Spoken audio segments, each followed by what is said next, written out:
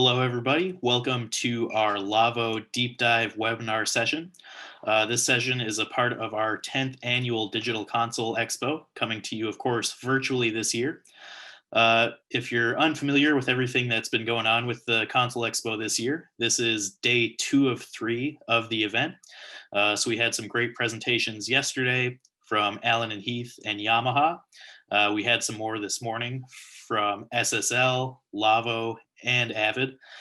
Those main session presentations are going to be available on our YouTube channel. So you can search for TC Furlong Inc. on YouTube if you'd like to look those up if you missed anything or if you want to review anything that you saw during the Console Expo.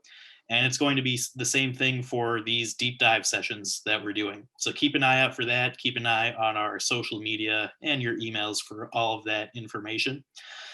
If you happen to be unfamiliar with our company, TC Furlong Inc. is a live sound company based outside of Chicago, Illinois. We operate under kind of 4 main umbrellas, those being equipment sales, equipment rentals, live events, and services, including repairs, sound system design and alignment, RF coordination, and a whole lot more. We appreciate everybody joining us here today. So for this Lawo deep dive, we're going to be joined by Tony Stairs. He is a Lawo sales engineer here in the US. He also helps out with Lawo's market development for the House of Worship sector here in the US. And also joining us all the way from Belgium, pulling a very late night indeed, is Mr. Frank Mosch as well. So very glad to have both of you gentlemen here. Thanks for joining us. Folks, before I throw it over to them, a reminder that in this Zoom webinar, you do have the ability to type some questions into the Q&A section. So keep an eye on that as Tony and Frank are going through their presentation. Feel free to type those questions in, and they'll try to answer as many of those as they can right at the end. So with that, I'll throw it over to you, Tony and Frank. Great, thanks. Glad we could be here, the dynamic duo from Lawo. Be a part of this Virtual Digital Console Expo this year. You know, been able to see a lot of great consoles, have a lot of great content. I appreciate you guys certainly hosting that for us and giving us a platform to talk about Lawo, talk about what we can offer in the ways of audio. And Frank is joining me, like I said, from Belgium. But to give you a little bit about me, like I said, I'm a sales engineer here in North America. I help design audio and video infrastructures here for various projects here. And Frank is a sales engineer in Belgium. So Frank, you want to say hello, and then we'll dive into a little bit of who we are and what we do as a company. And then go ahead. Of course I say hello, yeah. I didn't stay up that late to say, no, it's not that bad. It's 10:30, it's not that bad. I can actually legally have a beer now, that's good. Yeah. I won't until we're done with the difficult part. But, yeah, hi everyone. Thanks for having us. And sorry about the camera, but I do have another camera pointed at a desk I have here. That's one of the few silver linings of this whole COVID thing, is that I ended up with a console at my home.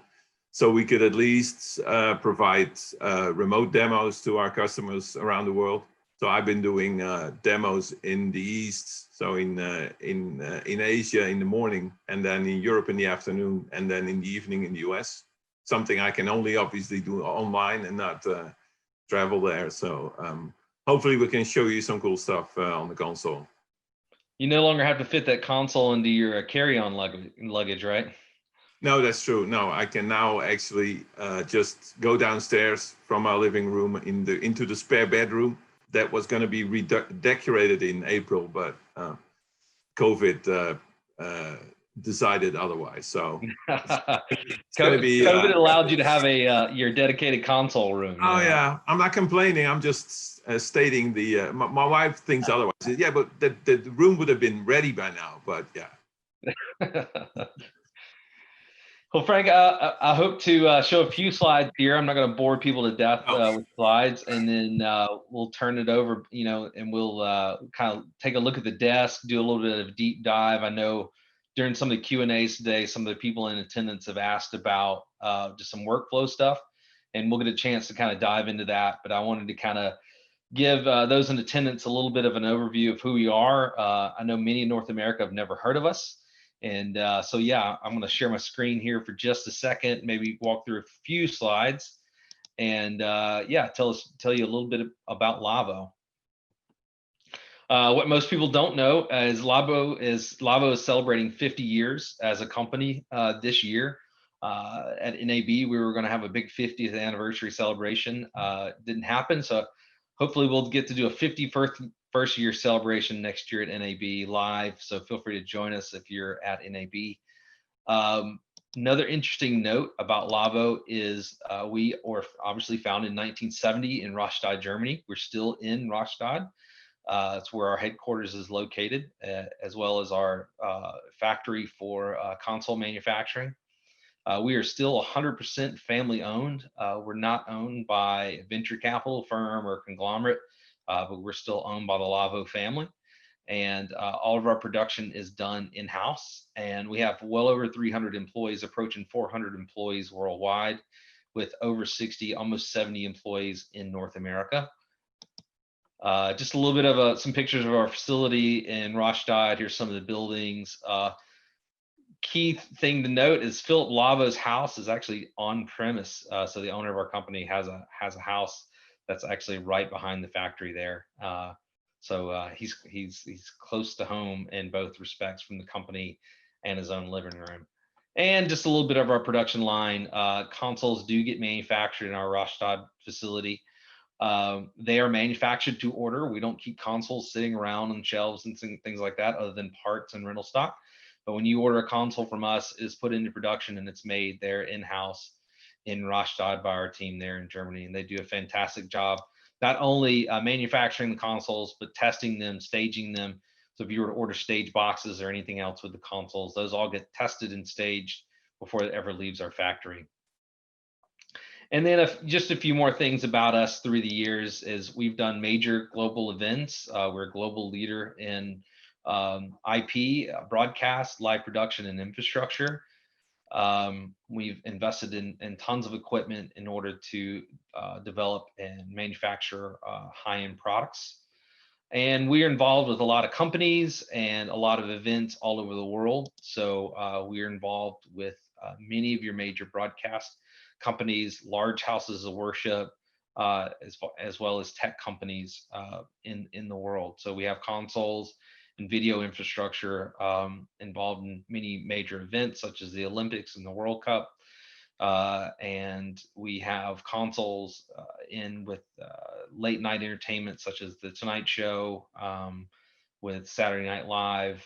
And we have consoles at event spaces in concert halls, such as the San Francisco Symphony and San Francisco Opera and the Aspen Music Festival. So we're well known around the world. Like I said, we've been a company for 50 years.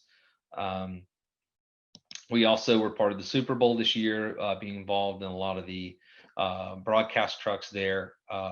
So big history in events and sporting. So even if you haven't heard of us, know that we're doing big things around the world. As I mentioned, we do offer IP video infrastructure equipment as well that all exist over an IP network fabric, as well as broadcast control. Think of it like Crestron for broadcast if you're not familiar with broadcast control systems, as well as our history in audio. We started in audio. We're still an audio company at heart, and way we handle audio and an infrastructure, we believe, is second to none. Not just in mixing, but how we handle it, distributing signals across a facility, a campus, or even across a wide area network across the continent. We believe we have a strong history and a foundation, both in audio and in IP technologies. And again, all of that for us exists over our infrastructure exists over an IP backbone partnered with Cisco and Arista. Of course, we work with other switch manufacturers, but we work in direct partnership with both Cisco and Arista and our partners, in that we can sell Cisco and Arista fabrics along with our audio consoles, stage boxes, and video infrastructure. And this just kind of shows how all of this equipment can exist on the same network, exchanging video and audio within the same facility or even a remote broadcast. But we're here to talk about audio. So just a quick overview of what our offerings are in the audio, what we would call audio production. We also have radio consoles as well, but we're going to kind of cover just our audio production line here today.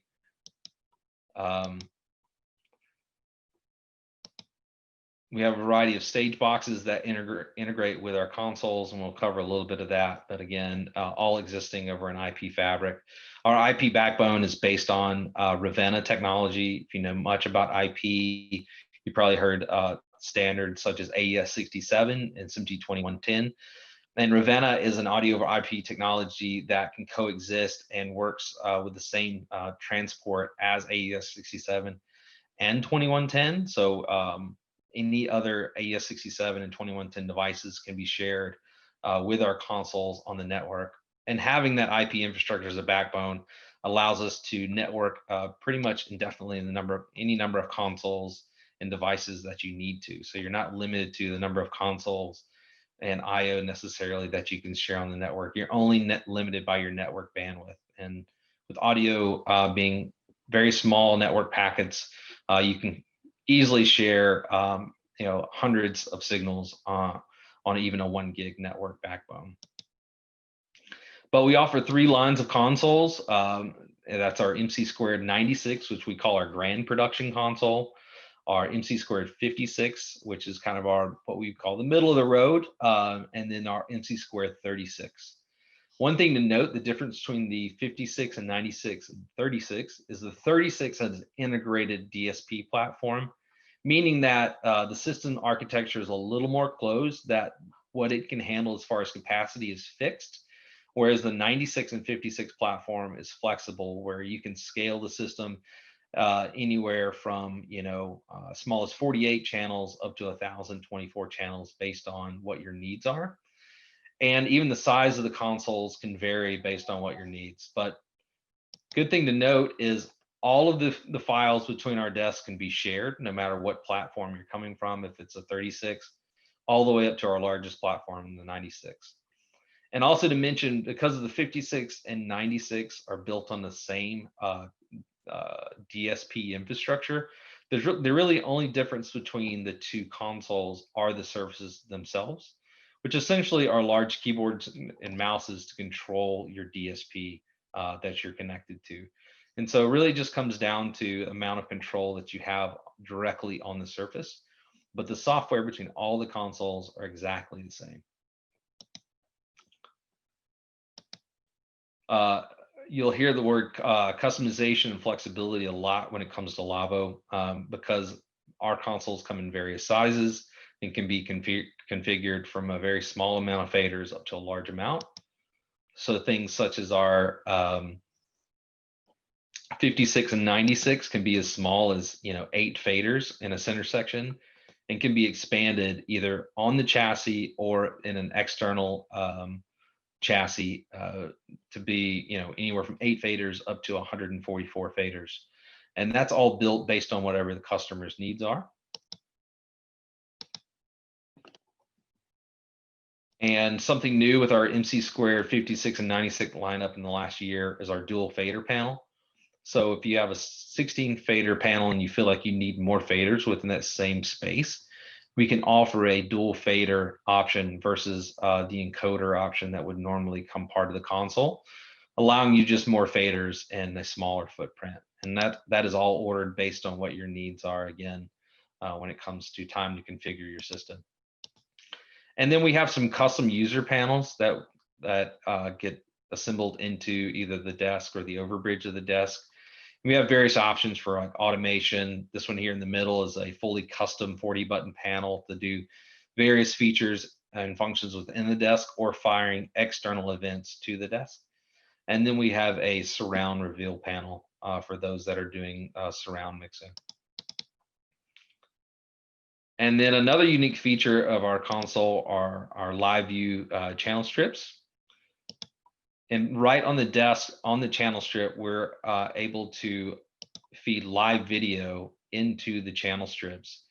So in a broadcast environment, if you're have a camera feed that's tied to a microphone. You can bring that up on the channel strip within some thumbnails. And then as you touch the console fader, that thumbnail becomes the entire width of the channel strip. So you can actually see what's going on, or like a theater environment, if you need to see maybe what's going on backstage. There's plenty of use cases for that here, be able to use thumbnails, but you can actually bring in images as well to label the channel strip. And of course you can use text to label your channel strip, as with any console. And then you can assign those images and video thumbnails to any of the channel strips on the console. And then quickly, just some of our DSP options are, we offer several different types of cores, with our newest being our UHD core here on the bottom. It's an FPGA-based DSP core that has over 1,000 processing channels and can be licensed for a limited time if you need to. If you have only licensed maybe for 512 channels and decide for an event you need more, you can actually do a timed license for more channels. And then even be pulled for up to 4 consoles on one RU.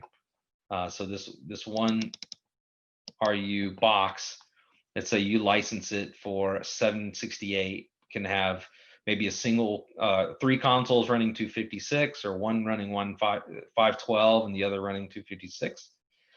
And these can even be paired with another UHD core for redundancy. So if you had a complete failure on one of your cores, you wouldn't lose all of your audio processing. It would automatically fail over to the redundant core. And that would be running inline hot. And so if anything were to happen live, it would fail over automatically and your show would just keep running. So very unique thing we're offering here. Just one more note about pooling different consoles together. Note that because all of this exists on an IP backbone, that the consoles don't need to be within the same facility, just long as they're within the same network. You can share the resource. So like, let's say across a college campus or between front of house broadcast and monitors, you know, you can share the same core and be able to grow your system from one console on a core to multiple consoles sharing a single core. And then I want to share quickly the stage boxes here and some of the offerings that we have for those that may want to know. We have several modular platforms, and then we have some fixed IO boxes as well. Our modular systems are card-based. One of those is our Dallas frame that offers both McLoughlin cards, MADI cards. We have a compact IO box that's 32 in, 32 out analog that also offers MADI and AES in the same box. Our power core is another modular interface. I'll have a slide on that in a minute. And then our fixed boxes are anywhere from a single RU doing 6 MADI in and out, or AES or McLoughlin in and out, to multiple RUs offering anywhere from 16 in and out with AES all the way up to 32 in and out, also with AES, MADI, and GPIO. And then, as I was referring to our power core again is a modular interface that has 4 MADI ports and GPIO built in the front, as well as Ravenna. And then the back of the power core has modular card slots for McLoughlin IO, AES3 IO, Dante integration, as well as MADI sample rate conversion. But another unique thing about the power core is it can be licensed for remote production, which means that you can put a power core into a remote facility. Let's say you had a sports facility where the console is located, across campus. You drop in a stage box. Well, the power core has some internal processing where you can do local in-ear IFB mixing within the power core, but remotely control it from your desk that may be on the other side of your campus or your facility. And what that does is it gives you the ability to not have as much latency or any latency for those IFBs that you're mixing, but still have control of those directly from the desk, as well as a web GUI that's built into the power core. So a very flexible box. If you're a church doing multi-site, this would be great to drop in on a multi-site campus and then still control this from your main console at your main campus. So a lot of features and functionality and modularity built into this 1RU power core. And then you can even shuffle audio formats within the box without going back to the console. So gives you a lot of flexibility. And then just the last few things to note about the console before I hand it over to Frank is we do go in depth, and we'll talk a little bit more about queue list and automation, but we can go very in depth when it comes to queue list and scenes and scene changes and isolates. We do have a tight integration with multi-rack and super rack with SoundGrid, where we can bring that up right in the desk, as well as remote desktop integration. So you can bring a DAW right up on the screen, share a screen with a desktop that's on the network. And so you can bring that, at that point, you can bring up anything on any remote screen up on any screen in the desk. And then as well as Mackie Huey integration. So if you have Pro Tools or any DAW online, we can actually do Mackie Huey integration as a DAW controller from the console itself. So those are some of the highlights of who we are and what we do. Frank, I'm going to get you to walk us through some of the features and functionality of the console, kind of walk us through a little bit. But what we're looking at when we look at the surface, I know that's when people walk up to it, that's the first thing, what am I looking at and what does it do? So maybe you can kind of give us a flyby on the console there. Yeah, I'll do that. The only thing is that I obviously couldn't use my mic. Well, obviously we found out that the lapel mic I have on didn't make it into Zoom properly. So I'm using the laptop mic at the moment. So as soon as I move to the console, it'll be, I either have to shout or I'll be your hands. But I can really explain a little bit. So I've got 56, so the middle of the road service here. Here it is. It's a 32 fader desk. Let me just see if there's anything running. Yeah, okay, yeah. So I've got some audio running, so you see some meters go up and down. And in the center section, and I'll get that a little bit closer. You can see the thumbnails already running. So on the middle two faders, you can see some video on that display just above the faders move, and I'll zoom in a minute so I can answer that question that was asked, what video format that needs. So as Tony said, the right part of the desk is actually the part that it also always comes with, and then you can expand it with the panels on the left and right of that center section to build the service you need. I have the rotary version, so the standard panel on the left. So I don't have the dual fader, but as Tony said, those 4 faders can be replaced. The left screen is typically fixed to what is on the faders. So the main difference between the left panel and the right panel is that the left panel has a channel strip that goes from the fader all the way through the 4 rotaries into the screen. So it's almost like a traditional fader strip layout.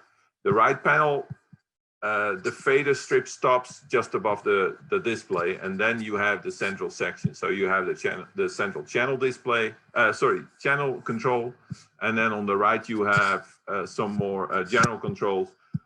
For instance, what you can see on the screen. So that screen above that also can show me various interfaces, and we can zoom in on that. I'll show it directly in the interface instead of moving my camera, because I have an interface, and that's also unique. We can have remote control from any computer that is connected to the desk. So I'm running a virtual machine. We call it MX GUI, which is running the exact same operating system that the desk is, and I can essentially control the desk from any computer, which is really handy if I have a freelance engineer on the desk that might not be 100% comfortable with it. And if I'm there and take care of all the scary stuff in the background, he can concentrate on what he knows best, and that is doing his mix. So this is the page where we can assign the displays to various sources or Dsp channels. So if I go into the GUI, you see here on the left, I have image stills, and then on the bottom, I get a number of built-in images, and then after that, I can add my own. There's a directory on the system where you can drop in small JPEG files, which then get populated into these slots, and then you simply, at the moment, it's not drag and drop.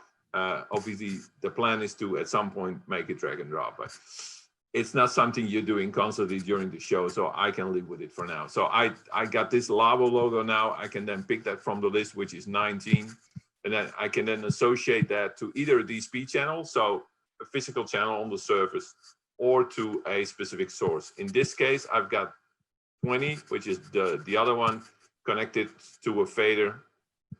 And now we get to the video part, so now I can answer the question. We currently only support a couple of our video devices, and that's not because we don't want anyone to be able to get their own video in there. It's mainly because we know where those signals are in the GUI. So this is what we see here is the video streams coming from the web GUI of the device I have configured here, which is a vPro 8, which is a video processor. So this has a web GUI that has its 8 video inputs in the web GUI. We know where those streams are because we built the GUI. So as soon as I configure one of those devices by simply adding its IP address here, I get it in here and I can see straight away those streams that are normally in the web GUI. And from then on, and those are, I think, H264 stream right now. We also have a video platform, as Tony said, which has way more streams than those 8. And we obviously are also going to incorporate those. So if you have a multi-viewer in a video production room, you should be able to, at some point, simply get any of those sources onto your fader strip. So once I've associated that, I can activate it. I'm going to quickly move my camera closer to the display so you can actually see it. I'm going to switch the camera. Hold on. I'm going to switch back to my camera in here. So if I go back to the camera, you can now see the camera is a little bit struggles a little bit with the slightly out of focus. Fix that. But show you see there's 2. This is the display. Let's see if I can make it a little bit darker. The display, I can change the level of the display, but I think it's already pretty low. Make it a little bit better. But you'll see once I touch it, it becomes full screen. Well, you see better with the video. So I've got on this fader that I'm touching here, I've got a video associated, which is if I turn the labels off, or the video labels, you can see this is, let me see, input channel 17, and this is input channel 18. As soon as I turn the labels on, I can then see the video labels. I still see the text, so the text label, but this is now the video label, and that's coming off that vPro 8 device that we got. So, well, I hope my audio is. I was talking like I was using my mic, so I hope audio is still audible. Otherwise, yeah, we can hear you just fine. Okay, well, props to the mic then. Yeah, and to sum that up, I mean, we're using a product we call a vPro 8, and what it is an 8-in, 8-out SDI box, and we are able to take those SDI feeds, convert them into IP, and stream them into the console to show up as thumbnails for the channel strips. And as Frank mentioned, if you have one of our multi-viewer systems, it creates these video streams as well that will soon be able to be picked up by the console and shown on the channel strip. So currently, yeah, you can't stream anybody's video right into the console, but with a vPro 8 or some of our other devices, we can stream video into the desk. And vPros aren't that expensive to enable that feature. And then again, you can import your own video images to be used in the desk as well. Frank, you want to give us kind of an overview of the central section? I think that's what most people I was just going to move it there. Yeah, absolutely. Yeah. So, I'll quickly mention, if you've ever mixed on a Yamaha console where everything's kind of centralized, we're very Very similar in that respect, that all of our controls are there in the center of the console to easily select a channel and grab any of those functions and features right there in the middle of the desk. So the workflow is very quick and very simple. So yeah, Frank, if you want to kind of start there in the top left-hand corner where the gain and trim are, you kind of walk us through of what we got going on. So yeah, Frank, you me to walk through, or you want to kind of step us through there? I'll just follow you. Maybe that's better. Yeah, and it's been a few months since I've been behind a console, so I'm gonna have to remember where all the buttons are. But that's to prove how easy it is. Yeah. So here's the central section. The top left, the red encoder there is your trim knob, and then in that section you have a dedicated high pass filter, which is actually built into the preamp. We actually also have another set of high pass and low pass filters in the EQ section as well. And the EQ section is that blue section Frank is pointing to. And so within there, you see 4 bands of parametric, but the high pass and low pass filters there are fully parametric as well. So they can not only are just shelves or that, but they can be fully parametric. So it gives you 6 fully parametric bands of EQ right there. We also have Q control. There's a button for that on the desk. And then you can easily turn on and off filter bands right from the desk as well. So if you need to just turn off a specific filter, you just turn it off with a button, no poking the screen for that feature as well. Just to the left of that is the dynamics section. You have a compressor, limiter, gate, and expander, all within each channel strip. It's available in every input and output. And you have dedicated encoders for those functions as well. So you just simply select, let's say you select a compressor, then you have a blend knob, so you can blend in like parallel compression there on the channel. And then you have encoders for things like threshold, ratio, attack, release, all of that right there on the desk.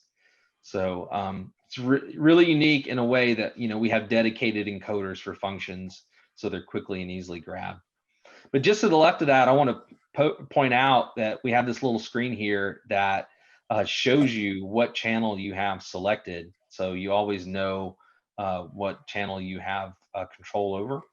And then below that, you have copy and paste parameters, so you can copy and paste different parameters of the DSP section to other channels. So if you want to copy a compressor from one channel to the next, you can simply just select that compressor, copy it, and then paste it to any of these flashing, channels there that you have on the desk. So very quick operation when it comes to, copying parameters, saving parameters, things like that.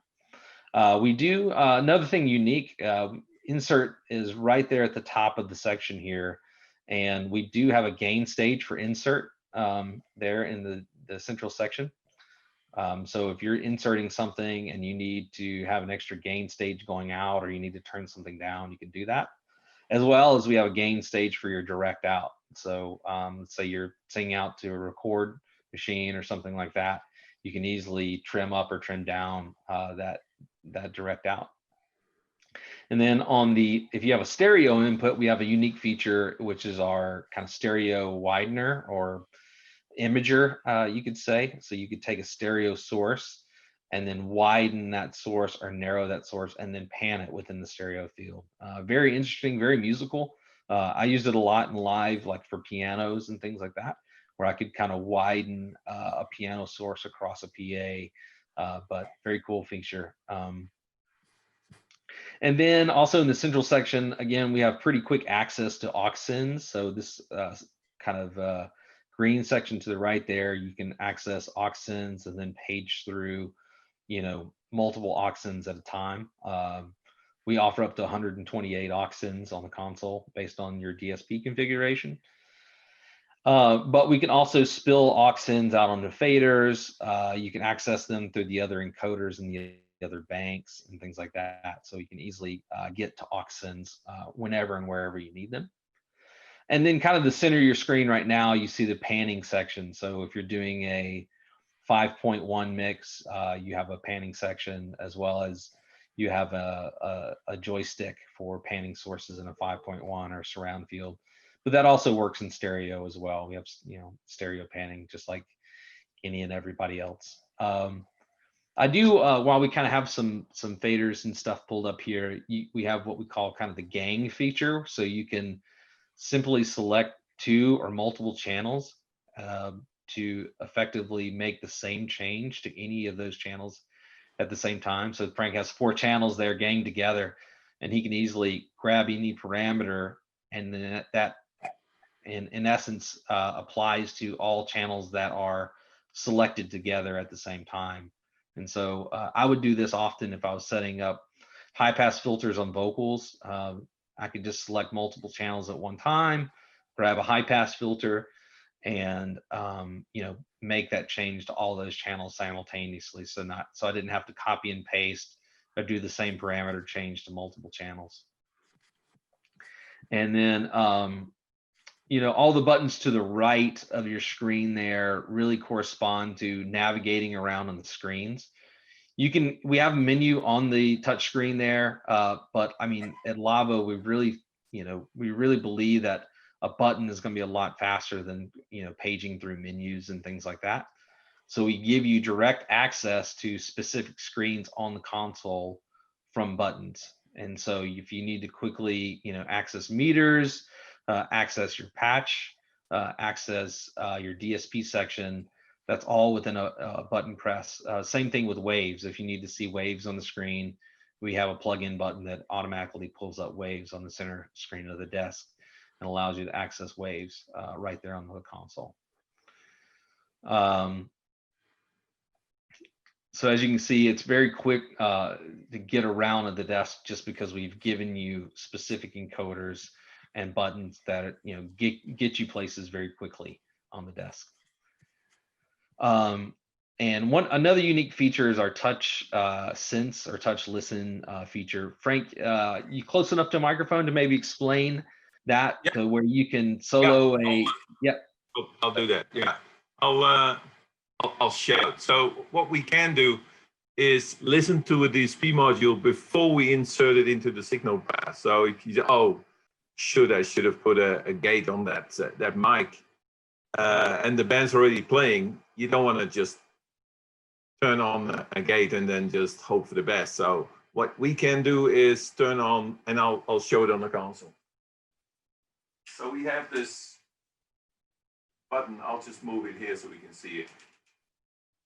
And I'll turn up my speaker so we can actually hear it.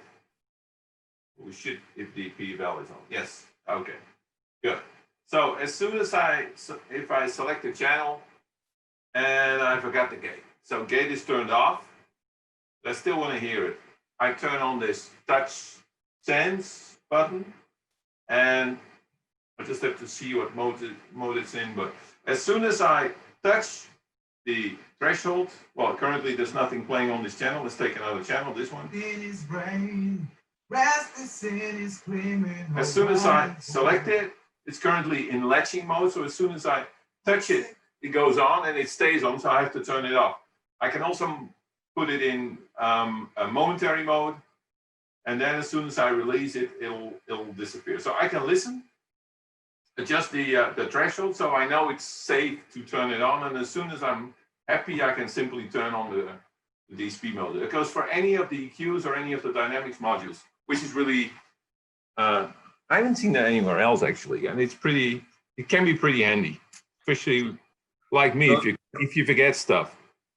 Yeah, so you sort of just hoping for the best that you've adjusted the compressor on a microphone just right, and you engage it, and all of a sudden it sounds dramatically different. You can actually basically preview it before you ever bring it in online. I've used it for EQs. I had a really annoying buzz or a hiss. I forgot what it was. And obviously you don't want to scroll through the frequencies on an active EQ. So I used one of the remaining EQ bands in the filter. I just made a really narrow notch down, and I looked for that annoying frequency. And then when I was happy, it was gone, but not cut too much into the audio. I can then turn it on, knowing that nobody would really look at me like, what the hell are you doing? So yeah, it's really helpful. I haven't used it a ton of times, which is actually good. That means I haven't forgot a lot of things, but I have a couple of times. Yeah. If I would use it on a daily basis, then I would be really looking for another job, I guess. But it's really cool. Yeah.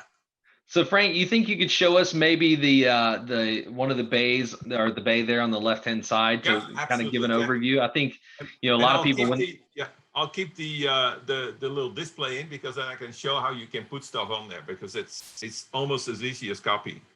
Yes. So I'll just move the cap. So it's not that I have aspirations as a cameraman, but I try to keep my setup as simple as possible, because I have so much I typically have to handle that I don't want to have 5 cameras that I need to cut between cameras. So I typically move my camera up and down when I do demos. So that's why you see me wobble the camera every now and then. So so here we have this display that Tony was talking about. That's part of the central section. So whatever channel I select down here shows up here. In this case, we're not looking at the channel number. We're only looking at this display. On this side here, we have the right side of my normal channel strip. So I see just below here is the fader, and then we have the 4 free controls, and then we go into the screen. So these free controls can hold any parameter of this specific channel that I want to have access to right away. Currently, there are 4 default ones on there. So DigiAmp is our trim. There's delay there. There's one of the EQ gains of the first band, and the panning. Oh, the panning I might leave, but the EQ gain I'm not going to use. I want to have the compressor threshold there. So I go in the central section to compressor. I touch the threshold. As soon as I touch it, it ends up in this display. And once it's in this display, I can copy it on here. And I'm not using the copy, because the copy is copying from the content of a Dsp module from one channel to another. I now simply use this clipboard to determine what is on these buttons. So instead of pressing copy, I just press 1 or multiple, depending if I want to do 1 or more controls. I do 1, and I simply touch on this channel, this control, and from then on, this is now my compressor threshold of this particular channel. Or an aux. If I touch an aux, I can also put an aux here if I don't need delay. From then on, I have direct aux send and on and off control from here. I can also turn on the compressor here. So that's really, there's also a couple of presets that I can use. So if I want to quickly see aux 1 to 4, there's a preset button in the central section, and I get aux 1, 2, 3, 4 on all channels. So that's the global preset that I can use. And as soon as I turn the global presets off, I can set each individual control to whatever parameter I want to use. And Frank, what if I wanted to quickly reset a parameter? Can you show me? Of course, yeah. Yeah, so any parameter can be reset by simply double tapping. So as soon as I double tap a single parameter, it will go to the default value. If I want to reset a full module, I'll just move back slightly in here. If I want to reset the complete compressor, I simply tap this small select button that I use for copying. So as soon as I double tap that, this whole module gets reset to its default value. So I can always get back to my starting point. One other cool feature we have with this panel is that currently, I'll just zoom out a bit so we see the whole panel. Currently, I'm going to try and avoid the glare from the light, because normally I'm doing my demos in the day mostly, but obviously at 11:15 it's pretty dark out here. So I had to turn on the lights, and I found it there in the screens. So I'll leave the screen out. So currently these are working virtually. So each of those 4 controls control the channel that they're physically in. But I can also, if I isolate this bay, so we have 6 banks. So if I switch banks, then obviously the whole control surface switches.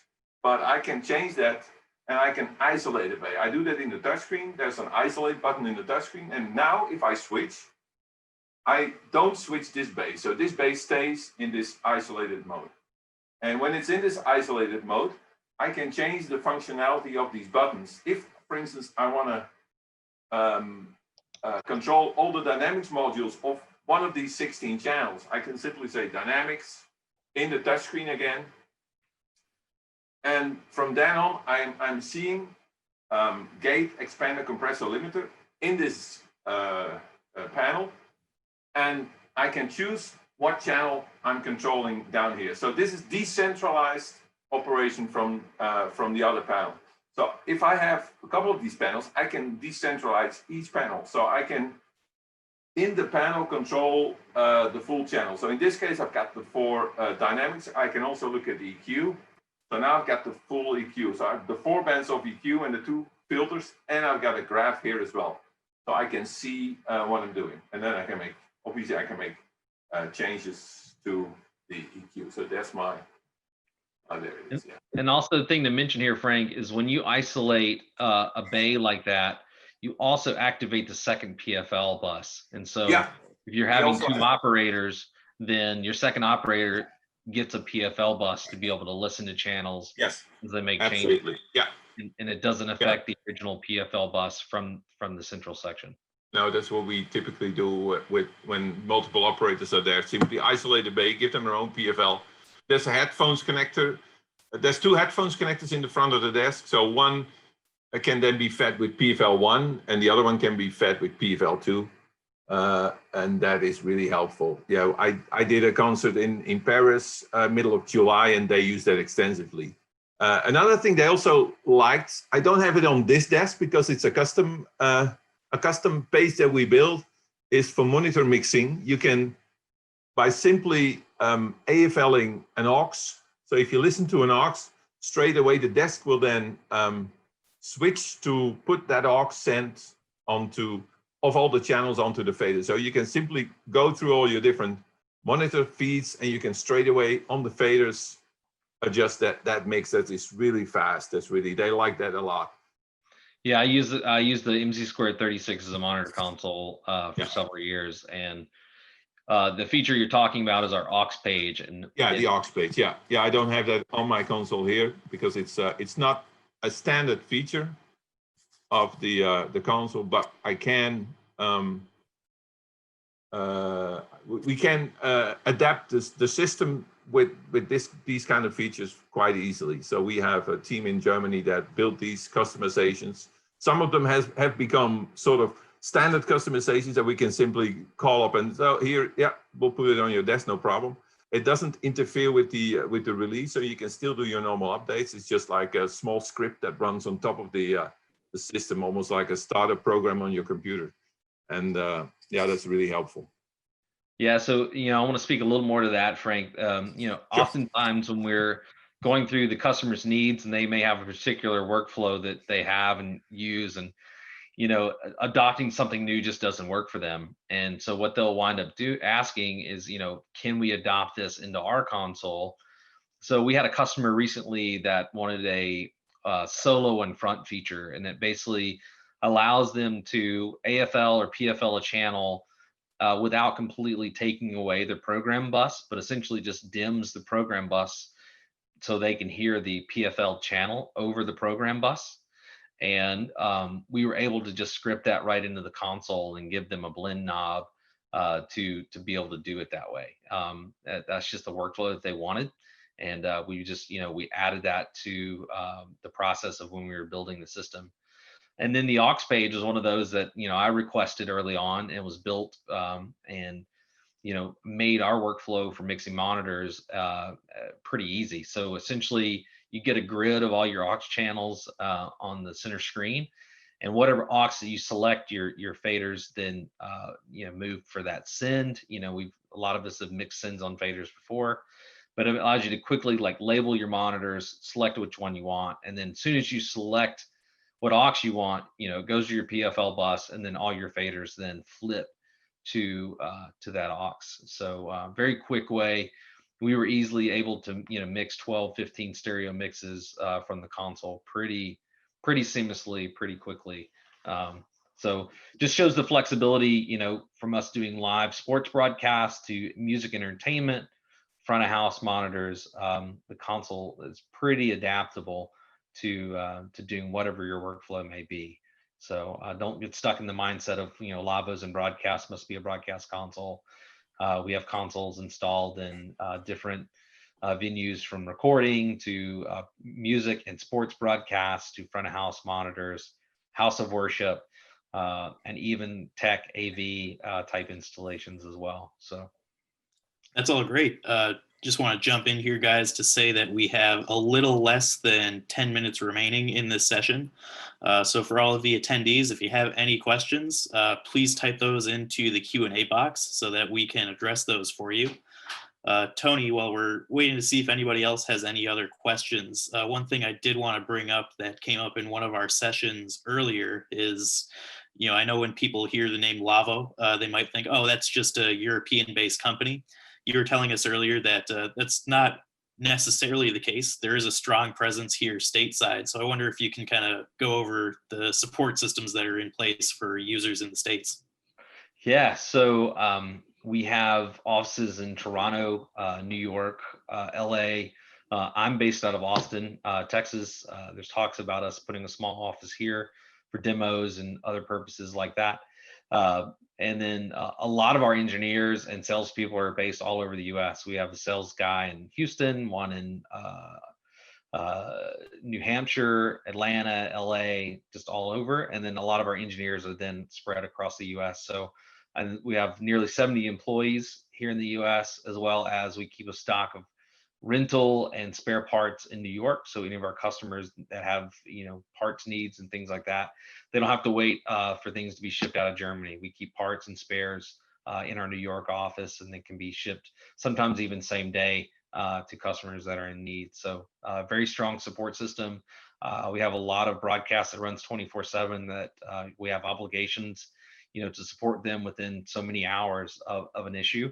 And so no matter what issue arises, we've built a team here in North America, but as well as our team throughout the globe is here to assist with any need. So we do a follow the sun model. So wherever the sun is where support's based out of. So you always have somebody awake and fully alert if you have an issue, but know that you do have people here in North America to support you.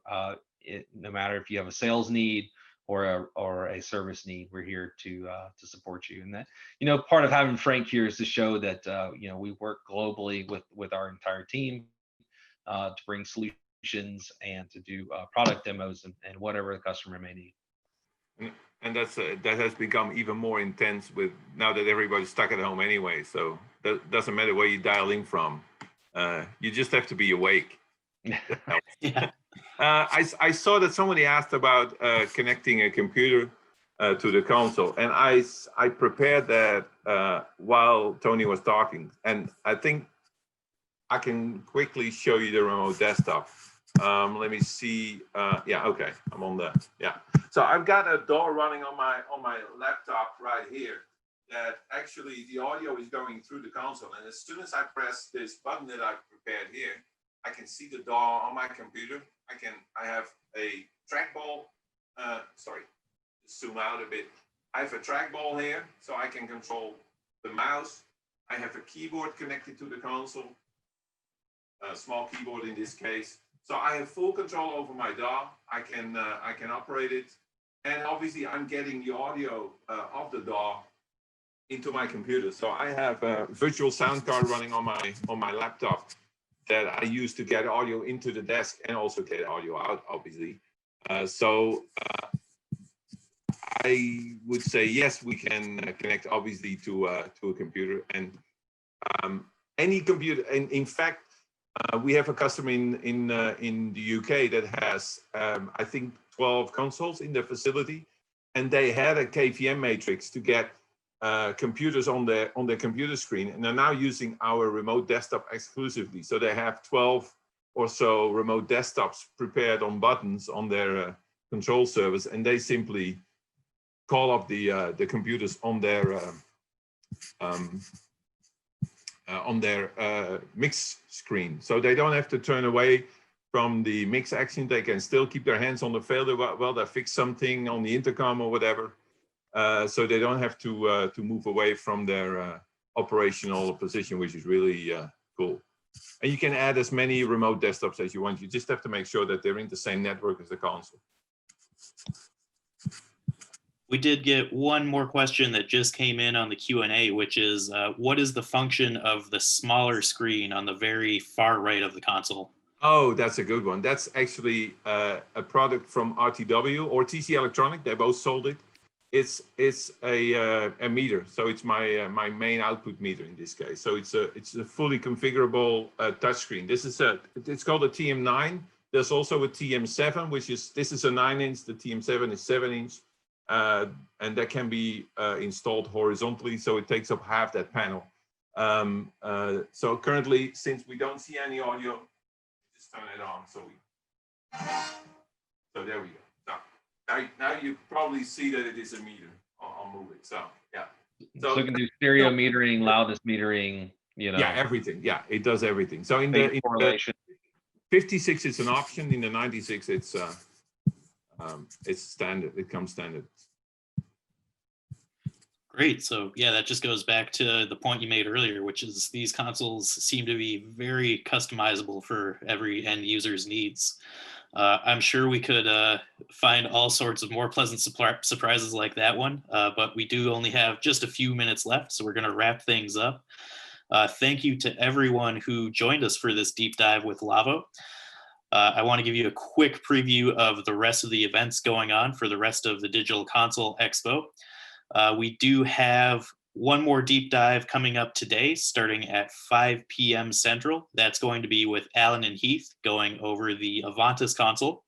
And then you can join us at 10 a.m. Central Time tomorrow for our next main session presentation. And that's going to be presentations from Waves and Digico. And then after that, in the afternoon tomorrow, we'll have Q&A sessions with Waves and Digico. And then we will wrap up the whole Digital Console Expo with one more deep dive session tomorrow afternoon Central Time at 5 p.m. With one more deep dive with Alan and Heath. That's going to be going over their SQ series. You can find all of the information for registering for all of those events at digitalconsoleexpo.com. As a reminder, this deep dive, along with all of the main session content and all the other deep dive sessions, is being recorded, will be posted on our YouTube channel. So keep an eye out for that. So we'll look forward to seeing everybody at the rest of our events this week. But for now, Tony, Frank, thank you so much for joining us today. Thank you so much for answering everybody's questions. Thanks for having me. Yeah, thanks for having us. I just want to mention, follow us on social media. We do have some updates coming, some new product releases coming in the next 2 weeks. I was sworn to secrecy for this event, so make sure you join in with us December 16th, where we have some cool product releases I'm sure you guys don't want to miss. Great, and we will keep an eye out for that, and we'll make sure to share that on our social channels and on our email marketing as well. So thanks again, everybody. Great. Enjoy the rest of our events this week, and have a good one. You as well. Thanks. Thanks. Bye, everyone.